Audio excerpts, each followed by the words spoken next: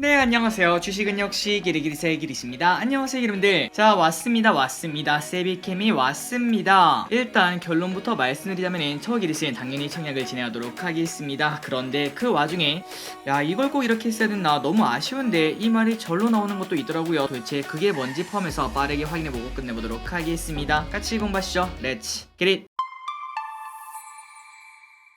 자, 세비캠 내일부터 수요일까지 청약을 진행합니다. 그리고 공모가는 35,000원, 주관사는 한국투자증권에서 진행을 한다고 합니다. 우리가 토요일날 전부 다 공부했죠. 세비캠이 뭐하는 기업인가? 폐산 재활용, 그 다음에 폐전지 재활용, 이 두 가지의 사업을 하고 있는 회사인데요. 예전에는 세비캠이 폐산 재활용 이것 때문에 쭉쭉 성장을 해왔지만 이제는 어느덧 폐전지 재활용이 연평균 2배씩 성장을 하면서 어느덧 68%의 매출 비중을 가지고 있다고 합니다. 그러니까 이제는 사실상 폐전지 재활용, 그러니까 폐배터리 관련주라고 볼 수 있다는 거겠죠. 지난 토요일날 꼼꼼히 설명을 다 했기 때문에 넘어가도록 하겠습니다. 그리고 우리가 그냥 정말 간단하게 생각해도 폐배터리는 당연히 성장할 수밖에 없는데요. 전기차가 많아지면 많아질수록 폐배터리 시장은 커질 수밖에 없겠죠. 하지만 그 와중에 불난데다가 기름까지 붓는 정책이 있는 걸 확인할 수 있습니다. 위에 보시면 한국, 미국, 유럽 이 세 가지 나라에서 폐배터리 관련 규정을 현재 만들고 있는 걸 확인할 수 있죠. 그리고 아래쪽에 유럽연합의 배터리 법안을 보시면은 2030년, 2035년부터는 원자재 재활용 의무 규정을 준수를 해야 돼서 코발트,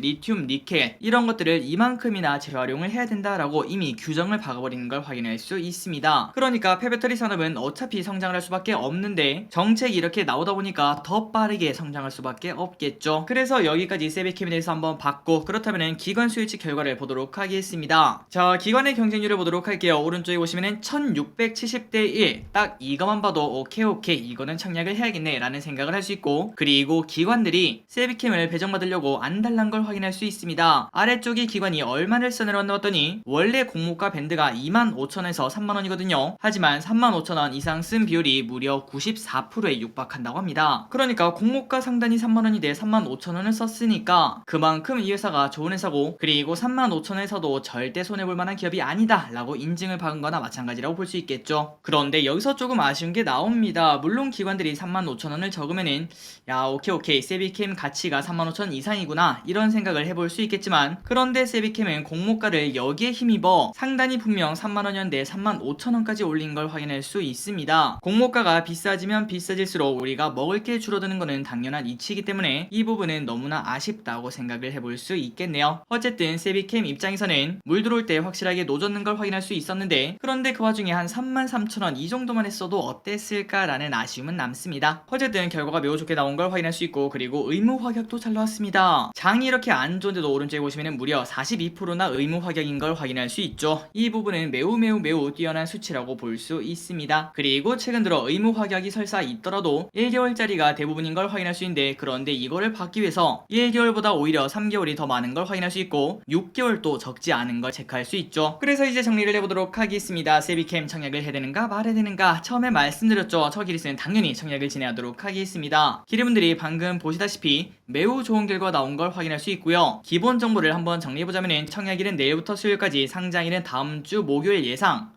이 부분은 항상 바뀔 수 있다는 거 잊지 마시기 바랍니다. 그리고 최소 청약 금액은 10주만 해도 될 것 같은데 어쨌든 20주에서 35만원이 필요하고, 기관 수요 예측은 1670대 1, 의무 확약은 37%로 매우 좋게 나왔습니다. 그래서 우리가 지금 딱 보다시피 야, 인기가 엄청나겠네라고 볼 수 있는데, 그런데 균등 배정 물량이 13만 주밖에 안 됩니다. 그렇기 때문에 이번에도 한 0.3개, 0.4개 이 정도밖에 못 받을 거라고 생각을 해볼 수 있고, 확률이 매우 낮다는 거는 아쉽다고 볼 수 있겠죠. 그리고 수수료는 2,000원, 공모 유통 물량 예정치는 34%, 예상 시총은 1,600억. 그리고 이 와중에 구주 매출이 15%가 있어서 조금 걱정이 있었거든요. 하지만 기업 자체가 뛰어나다 보니까 기관들은 구주 매출은 전혀 신경 쓰지 않은 것 같습니다. 결국은 지금까지 구주 매출이 있는 기업들이 기관 경쟁률이 매우 나쁘게 나온 걸 확인할 수 있었는데, 구주 매출이 문제가 아니라 그냥 기업이 문제였다는 걸 확인할 수 있습니다. 어쨌든 세비캠 35,000원에 확정이 되었고, 기분들도 한번 참고해보시고 당연히 못 받아도 고라고 볼 수 있겠죠. 청약을 진행하시는 게 좋다고 생각합니다. 자, 여기까지 세비캠에 대해서 한번 공부를 해봤습니다. 청약을 진행하시면 좋을 것 같고, 그리고 성일 하이텍이 어떠한 결과가 나오느냐 거기에 따라서 세비캠이 따상에 갈지 말지 정해진다고 볼 수 있겠죠. 일단 개인적으로 성일 하이텍 그 다음에 세비캠 둘 다 최소한 따상에 터치는 할 거라고 개인적으로 생각하고 있습니다. 당연히 좋은 결과 있을 거라고 생각을 해볼 수 있겠죠. 청약하신 분들 전부 다 최대치 받으시길 바랍니다. 지금까지 기리셨습니다. 빠이요.